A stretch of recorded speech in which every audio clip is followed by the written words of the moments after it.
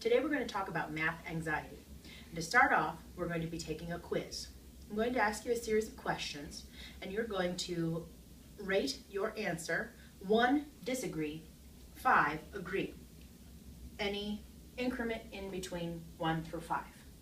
You might want to write down on a sheet of paper your answers because we're going to record them at the end of the quiz so you can decide whether or not you suffer from math anxiety. Number 1, I cringe when I go to math class. Do you agree or disagree?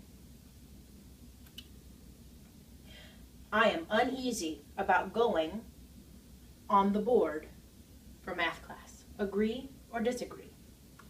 I am always worried about being called on in math class. Agree or disagree? I am afraid to ask questions during math class. Agree or disagree? I tend to zone out during math class. Agree or disagree?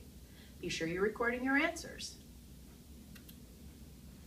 Number 6, I understand math now, but I worry it's going to get really difficult soon. Agree or disagree? I fear math tests more than any other kind of test. Agree or disagree? I don't know how to study for math tests. Agree or disagree? It's clearer to me in math class than when I go home. It was like I was never there. Agree or disagree? Finally, I am afraid I won't be able to keep up with the rest of the people in my class. Agree or disagree? Again, you're going to want to record your answers. Hit pause on this video. Can you focus in on the screen a little bit? Hit pause on the video, calculate your scores, and then we'll continue.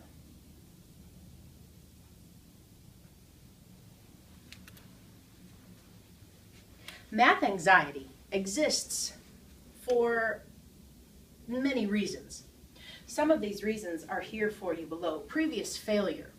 If a student has struggled with math in the past, they have a greater tendency to be afraid of it in the future. So past failure often leads to math anxiety.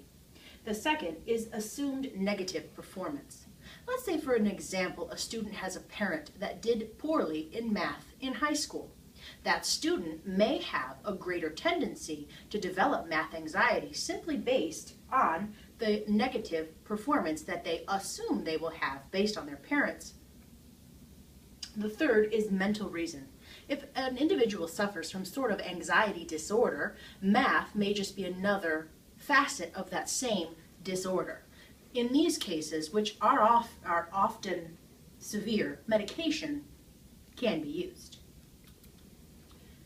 The ways that you can quell simple math anxiety, the ones that you don't have to take medication for, are a couple here. There are a myriad of options available to you, but I have decided to highlight a few, if you can focus in on the screen.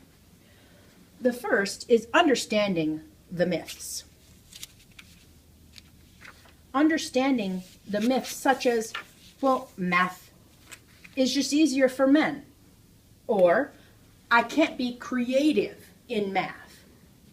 These are often myths held by people that they are just not based in fact. They're surely conjecture.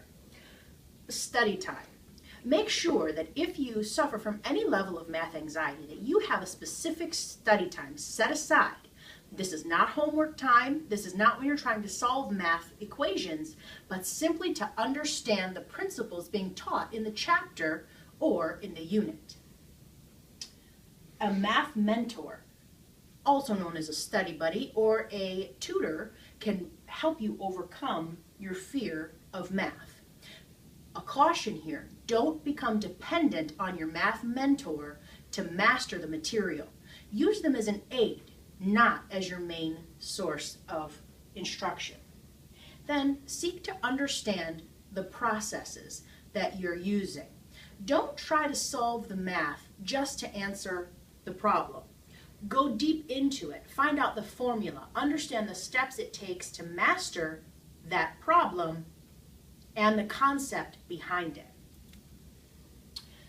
Finally, think positively. Overcoming math anxiety can be a daunting task, but you can do it. Start out with the idea that you can be successful, and you will be.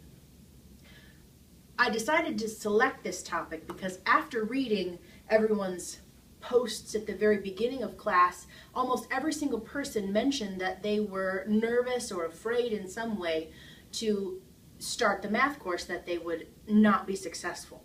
I too shared in this anxiety, and so I decided to look into the topic. As I did my research, as I did my study, I found that these tools were applicable in my situation, and they can be in yours as well. Thank you.